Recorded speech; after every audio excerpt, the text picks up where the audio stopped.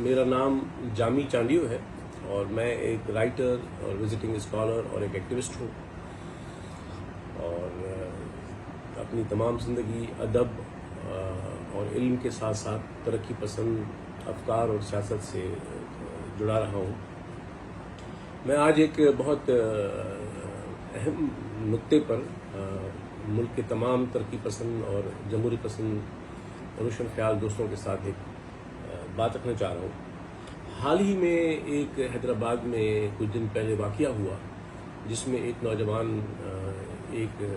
रात के वक्त पर एक रेस्टोरेंट में खाना खाते हुए झगड़ा हुआ या कुछ जो भी सूरत हाल बनी, उसके नतीजे में कत्ल कर दिया गया। और इत्फाक से वो जो रेस्टोरेंट था वो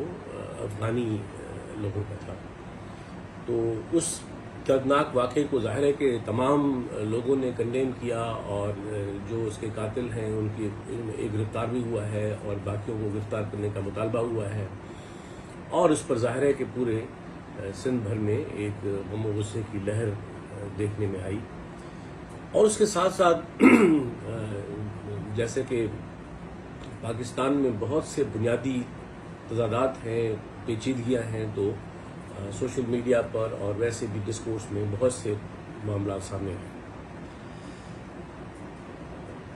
एक तासुर ये उभारा गया है कि शायद सिंध में कोई बहुत ही तासुब आमीज़ और नफ़रत अंगेज़ या पुरतशद्दुद किस्म की कोई लहर उठी हुई है और मैं समझता हूँ कि ये तासुर बिल्कुल दुरुस्त नहीं है। उसका सबब ये है कि पूरे सिंध भर में सवाए कराची में परसों सोलाह बोट पे जो कुछ वाक़यात हुए हैरेसमेंट करने के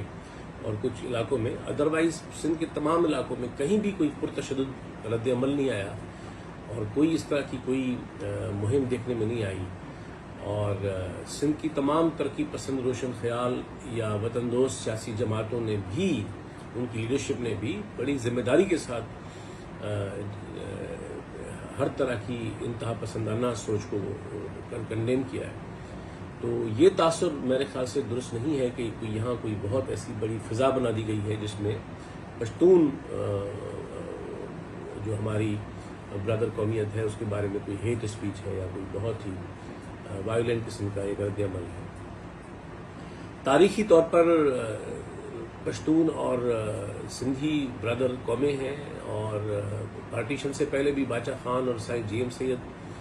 और वो अपनी सियासी तहरीकों में साथ रहे हैं। पार्टीशन के बाद भी नेशनल अवामी पार्टी इस मुल्क के तरक्की पसंदों का एक मुश्तरका प्लेटफॉर्म थी जिसमें सब लोग शामिल रहे, जिसमें बलोच, सिंधी, पश्तून, तरक्की पसंद पंजाबी बोलने वाले, उर्दू बोलने वाले और तमाम सराइकी बोलने वाले, हर कौमियत और हर गिरोह से लोग इसमें शामिल रहे। और उसके बाद भी 90 की दिहाई में अवामी नेशनल पार्टी बनी जिसके पलीर साहब बानी मेंबरान में से, रहनुमाओं में से थे और उसमें अवामी तहरीक शामिल हुई। तो ये रवाबित जो है वो चाहे अदब के हों, चाहे ब्रदर कौमी रवाबित हों या सियासी रवाबित हों, वो हमेशा कायम रहे हैं और हमेशा कायम रहने चाहिए। लेकिन एक सवाल को समझना पड़ेगा और वो ये है कि सोशल मीडिया पर हर किस्म की गैर जिम्मेदाराना गुफ्तगू से कतई नज़र सिंधियों का एक बड़ा बुनियादी कंसर्न है जिसको आज पाकिस्तान में समझने की ज़रूरत है, उस पर मुकालमे की ज़रूरत है और उस पर अमली तदाबीर की ज़रूरत है। क्योंकि ये जो तासुर भरा गया है कि शायद सिंधी जो है वो किसी हेट स्पीच में है, किसी तासुब में है, किसी दूसरी कौमियतों से या पश्तूनों से नफरत करते हैं, ऐसी कोई सूरत हाल नहीं है। हाँ, ये ज़रूर है कि पाकिस्तान में 74 साल गुजरने के बाद भी आज भी सिंधी अपने वजूदी बहरान को बड़ी शिद्दत से महसूस करते हैं। आपको मैं मिसाल दूं कि जब पार्टीशन से पहले सेंसस हुआ तो सूबा सिंध बरसरी का वाहिद सूबा था जिसमें सिंधी बोलने वाले अपने सूबे में 97% थे। और फिर पार्टीशन के बाद माइग्रेशन का एक लामुतनाही सिलसिला है जो अब तक रुकने का नाम नहीं ले रहा और वो एक मुस्तकिल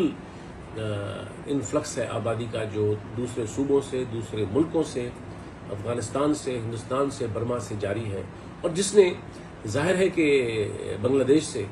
جس نے سندھیوں کو ایک ایسے وجودی خطرے میں ڈال دیا ہے کہ سندھی محسوس کرتے ہیں کہ وہ اپنے وطن میں، اپنے تاریخی وطن میں، اپنے صوبے میں وہ اقلیت میں تبدیل ہو سکتے ہیں، کیونکہ آج بھی جو تناسب ہے اس میں سندھی 60% رہ گئے ہیں اپنے صوبے کے اندر، اور بڑے شہروں خاص طور پر کراچی میں صورتحال اور بھی تشویشناک ہے۔ تو ظاہر ہے کہ اس کے حل نکالنا پڑیں گے، اس پر سوچنا پڑے گا، اور اس پر بجائے سندھیوں کو کنڈیم کرنے کے ان کی صورتحال کو سمجھنا پڑے گا۔ اور میں سمجھتا ہوں کہ اس کے تین بنیادی نکات پر میں چاہوں گا آپ سے بات کروں۔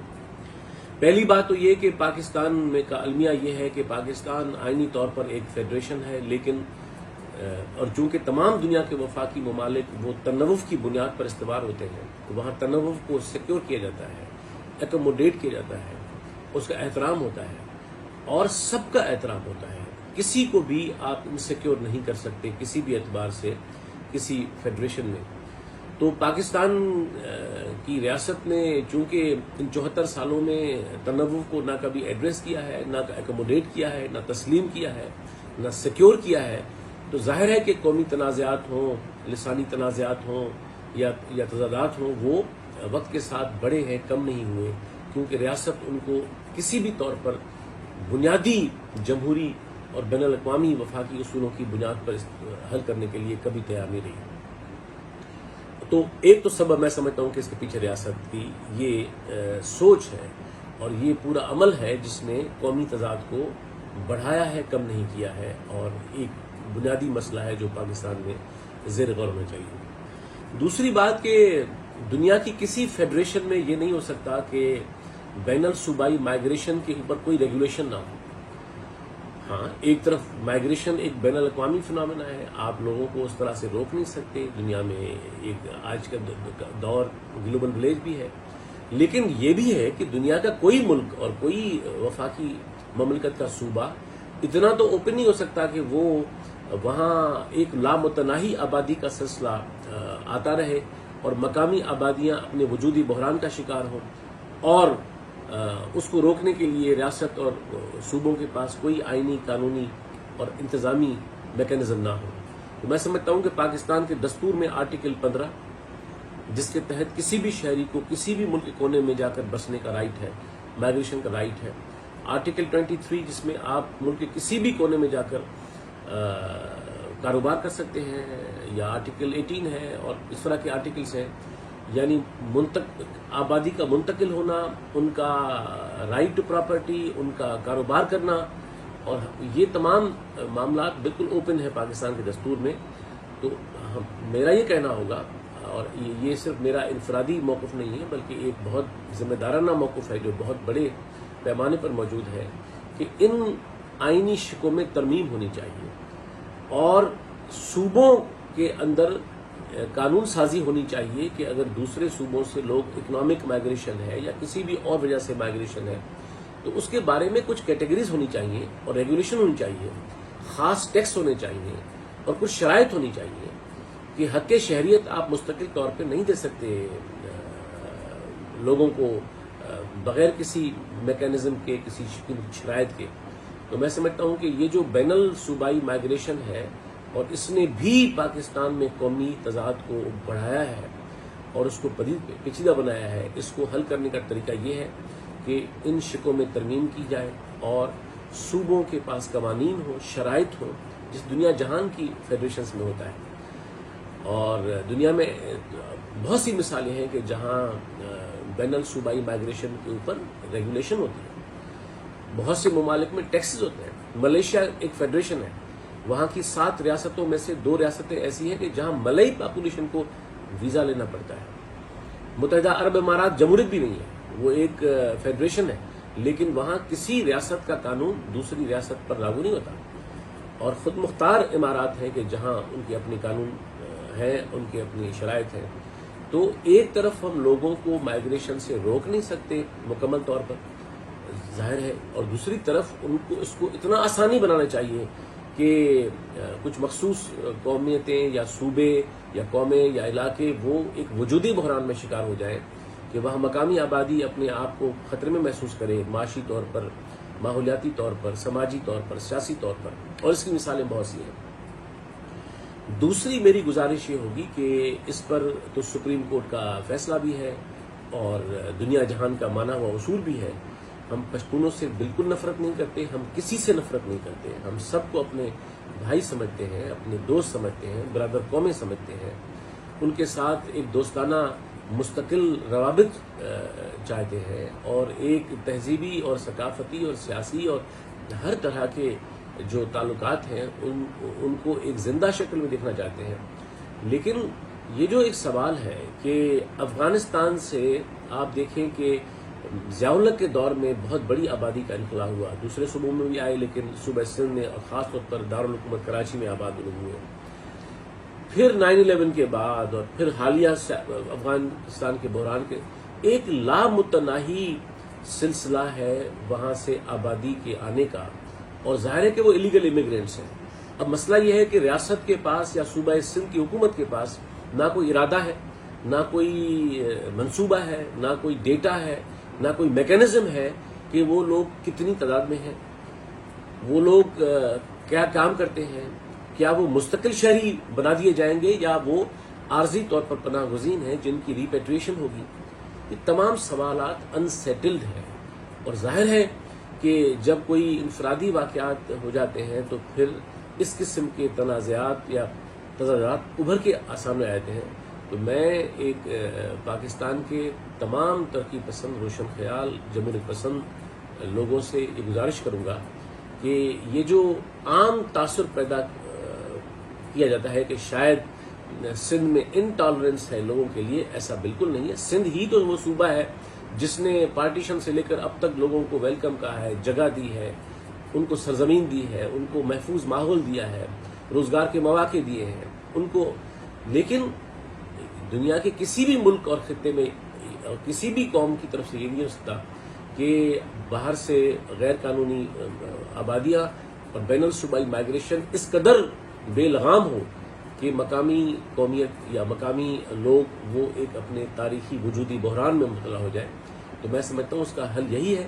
کہ پاکستان کی اندر انٹرنل مائگریشن کو ڈسکریج کرنے کے لیے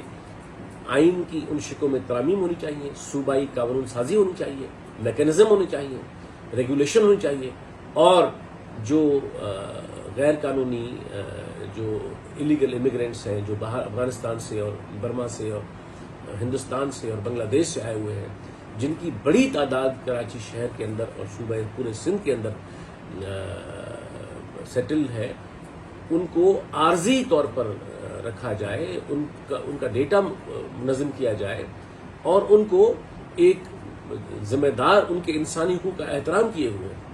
ان کی واپسی کے لیے، ان کی ریپیٹریشن کے لیے بین الاقوامی اصولوں کے تحت انتظام کیا جائے، اور یہ سپریم کورٹ کا فیصلہ بھی ہے۔ تو میں سمجھتا ہوں کہ یہی مطالبہ ہے جو لوگ کر رہے ہیں، ورنہ ہم سندھی اور پشتون یا باقی قومیتوں کے درمیان کوئی ایسا تضاد جائز نہیں سمجھتے کہ جو عوام کو تقسیم کرے، اور ہم ترقی پسند لوگ اس بات میں بنیادی طور پر اعتبار کرتے ہیں کہ دنیا کے سارے عوام کے رشتے ازلی ہیں، اور ان کے درمیان جو تضادات ہوتے ہیں وہ عارضی ہوتے ہیں، لیکن ان کو حل کرنا بنیادی سیاسی اصولوں کی بنیاد پر بہت ضروری ہوتا ہے۔ اور میں امید کرتا ہوں کہ ہمارے پشتون ترقی پسند روشن خیال دوست، پورے ملک بھر کے ترقی پسند روشن خیال دوست اس گزارش پر، ان نکات پر غور کریں گے، اور ایک محفوظ معاشرے کے لیے پاکستان میں ان حالات کو میسر اور ممکن بنانے کے لیے اپنی آواز اٹھائیں گے کہ جو ہم سب کا مشترکہ خواب ہے۔